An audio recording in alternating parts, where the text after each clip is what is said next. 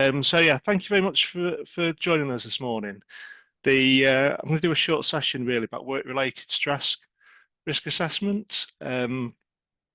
Just a very brief intro for myself. I'm Ian Hutchings. I'm the managing director of Vita Safety Limited. We're a health and safety consultancy operating nationally across the UK. We're based mainly in the northwest, but we do operate up and down the country. I've been the business has been around for 19 years now, and I've worked as a health and safety practitioner for about 28 in lots of different sectors. But we do quite a lot of work in social housing, care, education, charities, those sorts of spaces as well.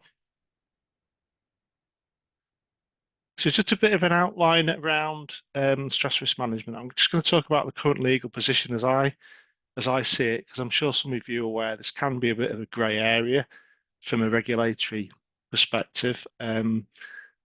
What some of the benefits are of undertaking stress risk assessments. And when I talk about stress risk assessments, I'm going to really focus on these at an organizational level rather than an individual level for individuals. And I'll explain some of the reasoning behind that shortly. What current controls you might have in place against the stress standards. A number of you may be aware of, I think, around the existing HSE stress standards and guidance that's in place, some of the key things to consider when you do a stress risk assessment. And also, I'll just have hopefully a bit of time for Q&A at the end, unless there's anything that's a bit more urgent. So just in terms of the current legal position, and I'm sure, as I am, you see a lot of stuff around stress online, on LinkedIn, things that have come from the regulators, from the HSE. I think there's still quite a bit of there's a bit of a grey area. So typically when we talk about stress and when the HSE talk about stress as a subject, they often refer to the Health and Safety at Work Act, which you're no doubt familiar with. Some of the challenges around this is obviously the Health and Safety at Work Act deals with primarily with health, safety and welfare at work. When it was put in place, it was mainly focused on physical risk in the workplace, obviously having come from things like the Factories Act and other things that came before it. So there's very limited evidence at the moment, particularly on regulatory action around stress as things stand. Most of the situations we tend to come across are where there's a civil claim from an employee or from a number of employees, and many of these cases have tended to come from the public sector as well.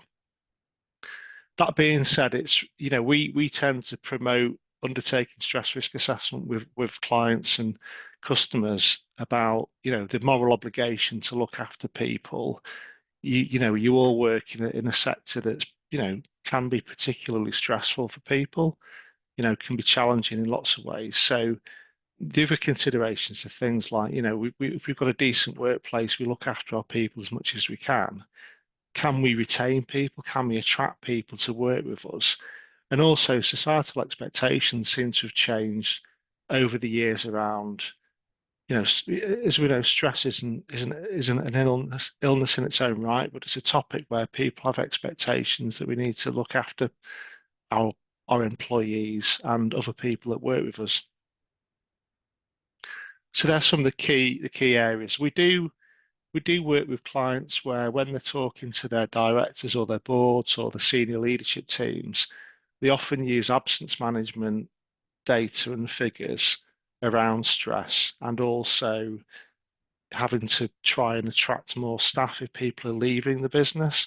So when you're making some of these business related arguments for doing this type of work, sometimes they're things that you can draw upon from an HR side of things as well to see if there's, do we have some real data? So it's not just about the moral argument. Are the things that are actually causing us issues as an organisation and where we might be losing out on some of our key people? You may or may not have seen this. It's been in the public domain quite recently. It's over social media, and this is a letter that was shared from a letter from the HSE to the University of Birmingham. The reason I'm sharing this is there's often not always a lot of evidence out there that the HSE are focusing on stress as a risk and as a topic and something that they're looking to enforce on because there hasn't been any evidence to date that's been the case. This letter, and you'll be able to see a copy online because it was shared from the union, was the university. There'd been a visit from the HSE and they're looking at stress because there's quite a large number of absence at the university on account of stress from staff there from one of the unions, and the HSC had written to the university because they provided, well, they were asked to provide evidence of stress risk assessments, and in some parts they either weren't able to provide those, or the HSC's comment was primarily around the information that they provided was too reactive. So I think of things like a number of the control measures were things like employee assistance programs. What do we do if somebody's off sick? What do we do if someone does report stress or work-related stress? So a lot of the control measures weren't what they'd documented as being proactive. This doesn't mean that they haven't done anything. It might just be the way it's documented as well. But this is where the HSE was moving towards to ask for that information to be provided. So there hasn't been any from a criminal law perspective, there hasn't been any significant test cases as yet, but the HSE do seem to be shifting their attention into this area. And certainly from a civil liability perspective, insurers are very interested in this and you being able to potentially have some of this information in place and a well documented stress risk assessment. What I do tend to find is when we do help clients with these assessments, when you do get to the point of talking to people and doing interviews and documenting the control measures, more often than not, the organisations are doing quite a lot around this, and there's a lot of good practice in place. It just hasn't necessarily been all brought together in one place or one document.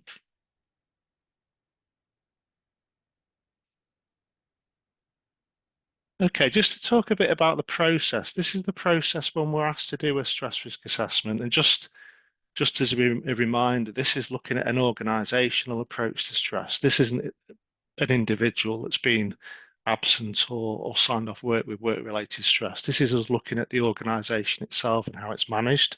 So what we tend to do is try and do a series of interviews with employees at different levels in the organisation, and those are confidential interviews. And we've actually got preset questions that we use to collect the data from the discussions that we have. And they're based on primarily on the HSE stress standards. One of the benefits of perhaps doing this from a third party perspective is that we're not, we're not likely to know people in detail. We're not part of the organization. We're not necessarily involved in any ongoing politics or anything else. We can really look at it in isolation based on the conversations that we have. So again, I'll refer to the HSE stress standards because I'll touch on those in a minute, what they include. But effectively, when you come to document your stress risk assessment, they're the headers that we use within that document and also within the policies that we can help create or policies that you may already have. So once we've got this information, it's worth seeing that the interviews and the discussion is almost a separate piece of work from the stress risk assessment itself. So this is all data gathering information. And you may also be looking at things like what's our absence data like? Is this a growing problem?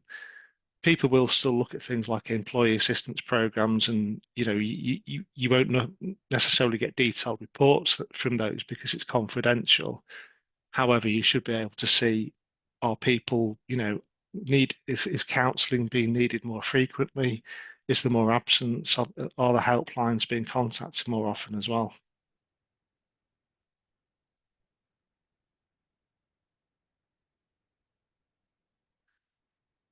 So just to touch on the HSE management standards, this is all freely available as lots of this information is through the HSE website.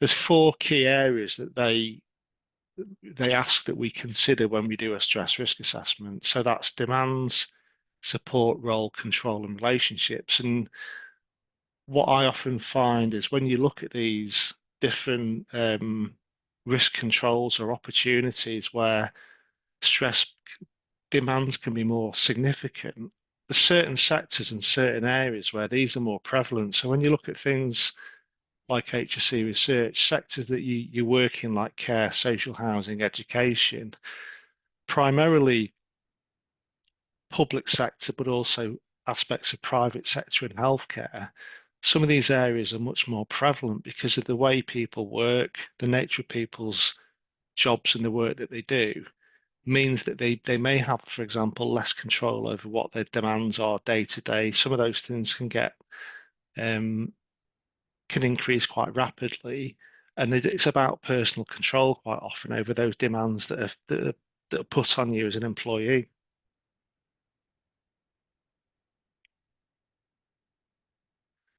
So just things to consider within these areas. Obviously, we've talked about demands, relationships, control, support within the role as an individual.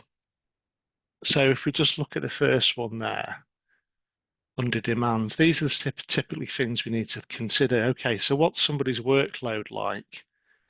And we can often see this not just through interviews, but actually, do you have records of people's work activity, work patterns? I think I just noticed pattern spelt wrong there, so sorry about that. What's happened there? Um,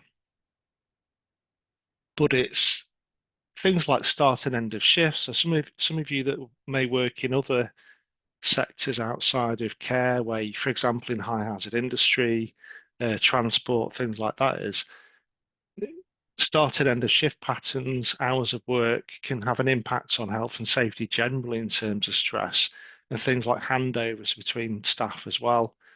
The complexity of tasks that people are undertaking. So these are all things that the set questions you can ask about these from the HSE guidance and things that we can talk to people about on an individual basis because, and something you may come across is, and possibly one of the challenges around conversations about stress is people have different perceptions of what may seem to be stressful or stressful for them.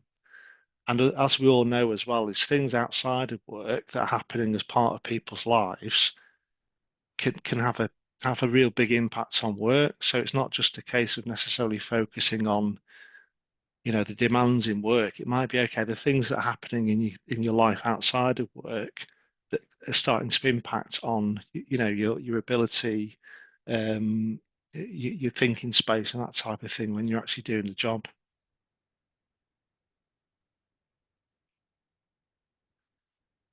So I think relationships are all areas that we're looking at here for this the stress risk assessment, things to document and ask questions about are really critical. However, I think relationships are absolutely um, significant to when we do document these assessments and when we speak to people, because something we tend to find is that people may be put into management positions and they haven't necessarily either been assessed as to the suitability for supervisory or management roles, but also what's expected of them. Because it's, as we all know, managing people can be a difficult task. So it's understanding people in the team, relationships, teamwork, and frequency of communication across teams. I think particularly when you've got people in management roles where you might have different buildings, different locations, we are tending to find now more so that this middle, for want of a better word, this sort of mid level of management is quite often where people are under the most stress because they're obviously dealing with people in more senior executive roles as well as line managing people in different teams and potentially different locations and different activities.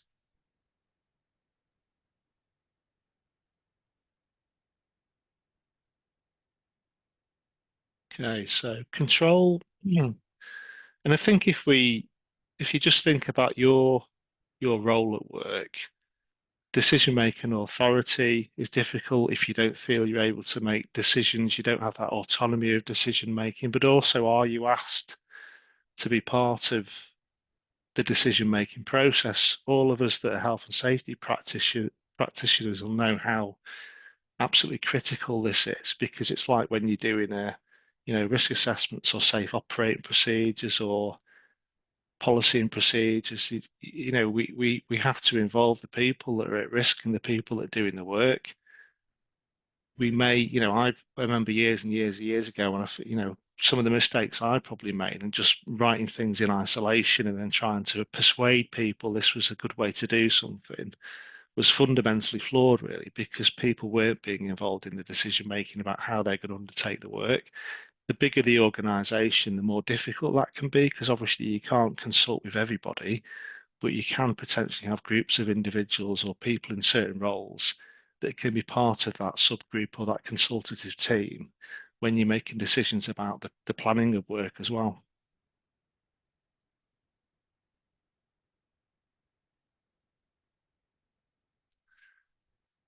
This is, again, quite a common challenge we see, and an issue is actually what is somebody's role? Because as things change, we don't necessarily have everything documented, what somebody's job description is. Is there a conflict between if you've got somebody who's in a safety related role or a management role, if there any potential conflicts between their job as a manager or the role as a manager and the management of health and safety? And are they being asked or are they being tempted to um, underpin some of those operational decisions when it might have an effect on safety and health and safety and stress as well? And is there a lot of ambiguity there? When was the last time that we maybe sat down with somebody and just did a bit of a review of the role? Does that still reflect what we're actually asking of you at the moment, or have things changed?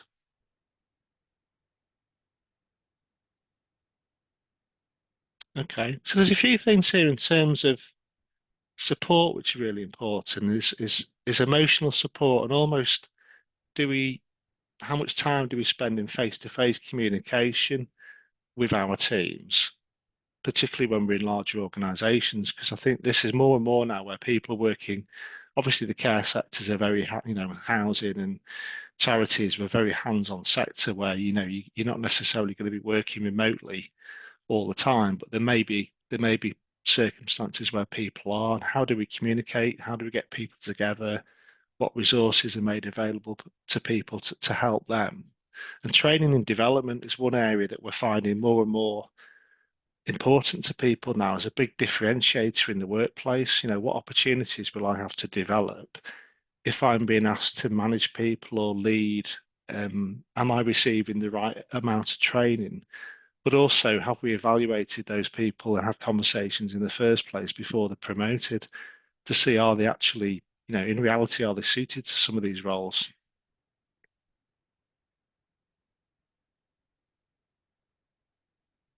Again, big things here that we all know about. There just seems to be, and I don't really know what the answer is sometimes, but there just seems to be constant change, organizational change. We all know what a tough state the economy is in at the moment, the financial pressures on individuals and businesses, how effective are we going to communicate those changes? People are worried about the role, worried about the future, worried about the financial position. These are all, again, things that we need to think about from a strategic perspective, from the policy side of things, from the organisation. Are we answering some of these questions, or are we allowing things to just bubble under the surface without speaking to people?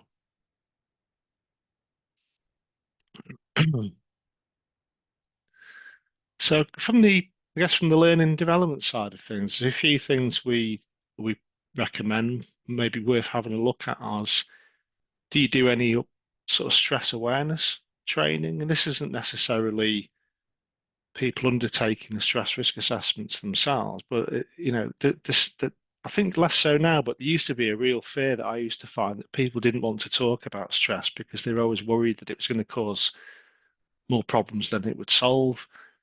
But I think having open conversations and maybe some independent facilitation around that and some workshops, can really help people. And even if you had, obviously, this is, we're a consultancy business, but even if you had a larger organization where people could go from different parts of the organization, have conversations with others, So there's still a bit of impartiality there. So it's not, you're not having the line managers having a conversation necessarily with some of their teams, and it can be a bit more open. I'll touch upon mental health first aid. This presentation isn't about mental health first aid. I think all I would this is a bit of a personal view on that. It's a bit like when you provide first aiders. It can be quite reactive, but it can also be an opportunity for people to signpost people to help. But if you are putting people in those positions as mental health first aiders, what support are you providing for them? And what policies do you have around escalation of concerns or escalation of issues and how that process is managed as a whole? So I think rather than just training people in mental health first aid, it's how are they positioned in the organisation to make that most effective.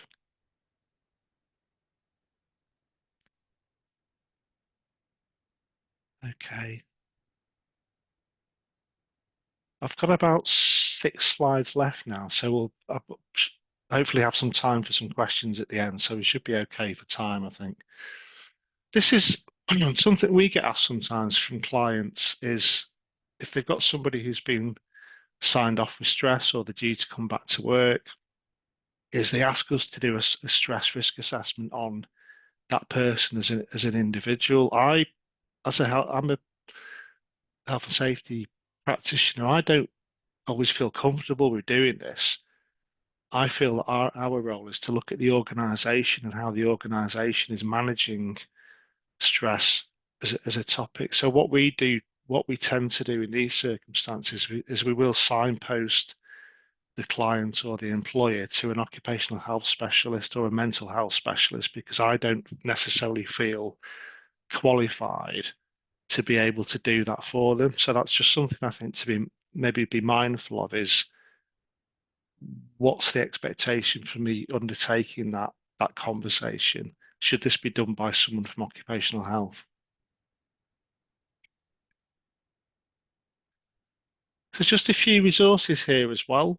Um, there's some good example policies, and if anyone wants anything after the session this morning, I'll be happy to share some of these things.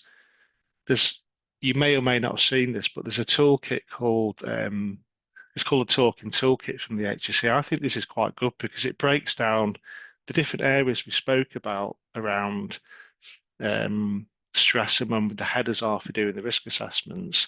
But also, if you've got line managers that are having conversations with people, it gives them example questions that you can ask. So open questions you can feed into maybe your conversations at one-to-ones or your team meetings. So I think that's actually one of the better things that's come out of the HSE on this, I think, is because people often don't know how to explore these topics of conversation and what to ask people and what to ask colleagues. So that I think that's a really useful piece of kit. And you can just search for it online, you'll easily find it. And the management standards approach, that is there for a step-by-step process and guidance that you can use as part of your risk assessment. And then you can also demonstrate that you're doing as much as you can really, because if the HSE or anyone asks questions, your insurers might ask the same as well, is that you can show that you followed that practice that's a standard approach. So taking us all back in time to when we might have done our training as health and safety practitioners, I think it's always worth remembering that, these are obviously administrative, different controls from um, a risk management perspective, but maybe think about when you do these assessments, where do things sit within this? Because this whole generic PD and all these processes around risk management, because the risk is obviously we focus on what do we do after the event, reporting, EAPs, you're really into your sort of administrative controls and even PPE, for want of a better word. So that sort of reactive side of things is just trying to think. Sorry, you can hear my dog barking if the postman's here. Um, just keep thinking about working back up that chain of what can we do to try and eliminate some of these things. You all, particularly in your sector, you are always going to have quite a, there's always, there are, it can be stressful. So, not everything can be eliminated or changed, but there's lots of other things we can do around management, training, um, effective communication, leadership that we'll touch upon some of these things as well.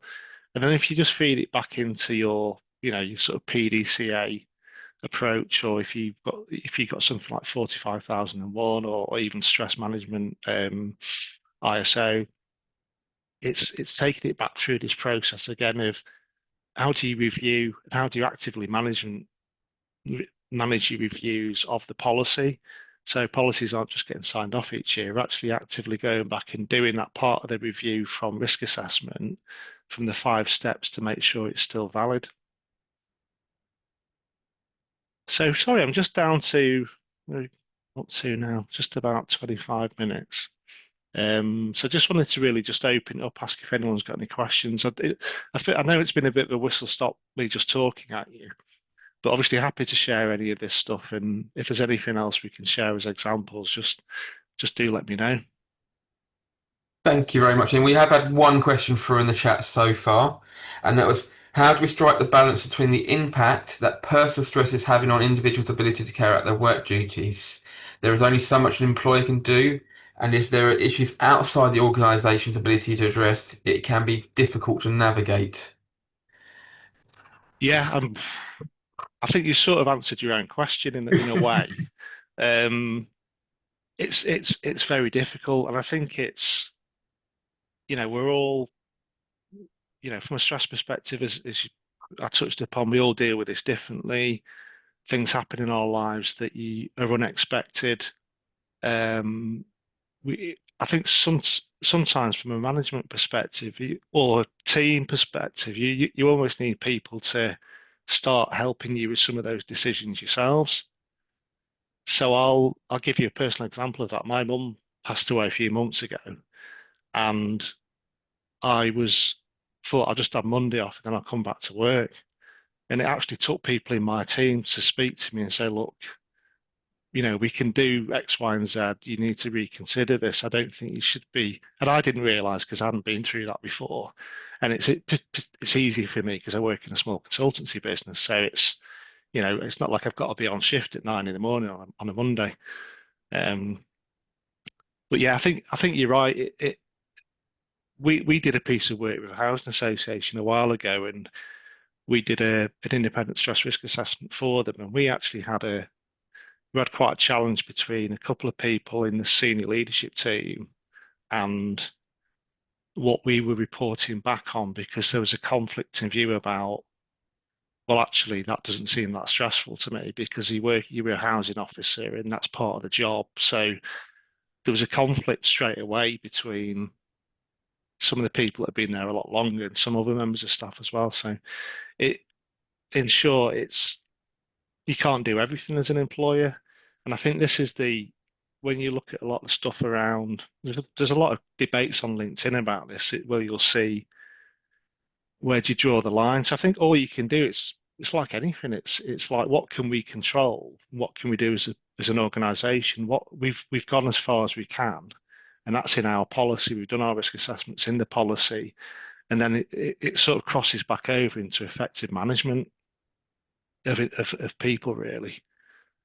I don't know if that really answers the question, but um, that's the biggest challenge you have is because some people's the propensity or what people think they could put up with, for want of a better word, will differ from someone else. Thank you, Ian, for that. Sorry, So I'm a it's bit not the easiest one. It's not the long-winded. easy. Yeah, I don't think it's the No, easiest question no. to I think you've got answer. to be really clear, though. It's somebody's. This is your role. It is stressful. I remember someone shared. I think it was a few years ago. Someone shared with me. I think it was the police's health and safety policy, and it said something on it like, "We will not knowingly put you in harm's way" or something like that. They were like, "Well, you will because that's part of the job," sort of thing. So I think Yeah, it's being honest, isn't it? I think sometimes. yeah. Thank you. Does anyone else have any other questions for Ian? Nothing else is coming through. Well, thank you very much, Ian. Did you want to stop sharing your screen, by the way? You're Oh, sharing your sorry, yeah. desktop. Having a look at all your files. Thank you very Yeah, much for your sort of time today. That was really pleasant. I've just got some dates for the diary going forward. We've got a couple more webinars going forward. One's gone out to be advertised at the moment. It's on our website, and that's the 19th of August, and that's where we're exploring the benefits of proportionate and single-handed care, and that's being presented to us by ROSPA. And we're also looking to do one around our benchmarking on the 29th of July. That one's not being advertised yet, but it will go on our website soon. Thank you everyone for coming, and unless there's any other questions, I'll let you all go.